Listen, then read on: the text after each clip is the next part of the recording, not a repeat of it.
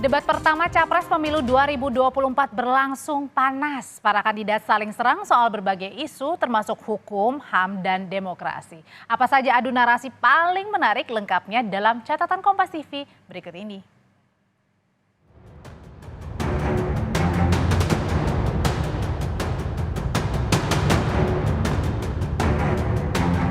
Panasnya adu narasi tersaji di debat perdana Pilpres 2024.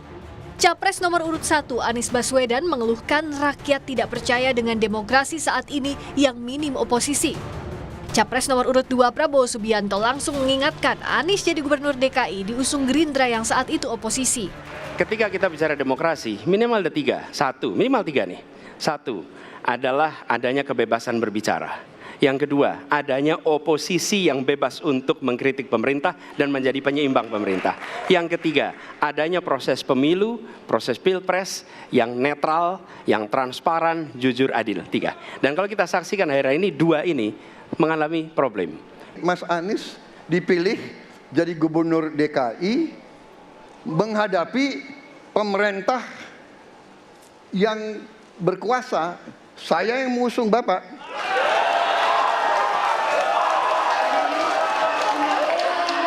Kalau demokrasi kita tidak berjalan, tidak mungkin Anda jadi gubernur. Berikutnya, Capres nomor urut 2 Prabowo Subianto menanyakan kepada Capres nomor urut 3 Ganjar Pranowo soal kelangkaan pupuk yang terjadi di Jawa Tengah. Namun Ganjar menjawab jika masalah kelangkaan pupuk tidak hanya terjadi di Jateng. Khususnya di Jawa Tengah, Pak Ganjar, petani-petani di situ sangat sulit dapat pupuk. Dan mereka mengeluh dengan kartu tani yang Bapak luncurkan, ini mempersulit mereka dapat pupuk. Pupuk langka terjadi di Papua, Pak. Pupuk langka terjadi di Sumatera Utara, Pak.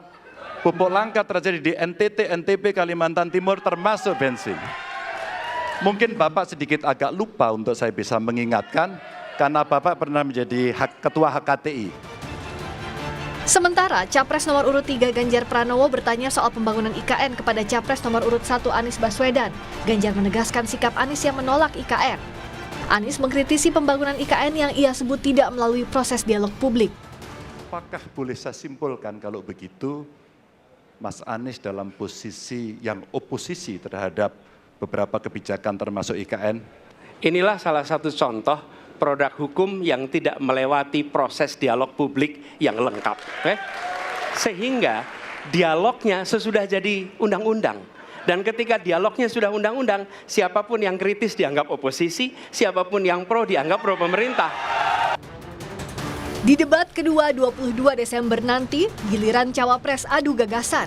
Publik menanti, karena yang disampaikan para paslon di panggung debat adalah cerminan bagaimana Indonesia akan dikelola setidaknya hingga 5 tahun ke depan. Tim Liputan Kompas TV. Dan Jumat depan, saudara, adalah debat kedua Pilpres 2024, giliran para calon wakil presiden yang akan beradu gagasan. Kita lihat ya jadwalnya, ini dia di debat kedua pada Jumat pekan depan, tepatnya di 22 Desember.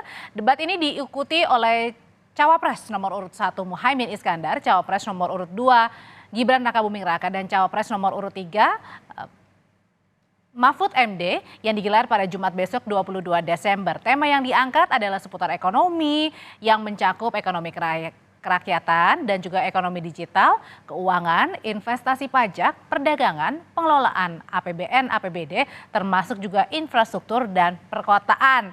Nah, kemudian kita bergeser lagi, ini di Pilpres 2024. Jadi total sudah ada nanti ya akan 5 kali debat yang diselenggarakan. Yang satu sudah ada dan Jumat besok adalah debat kedua. Debat sebanyak 3 kali untuk calon presiden dan debat 2 kali untuk calon wakil presiden. Hal ini diatur dalam pasal 50 Peraturan KPU atau PKPU nomor 15 tahun 2023 tentang kampanye pemilu 2024.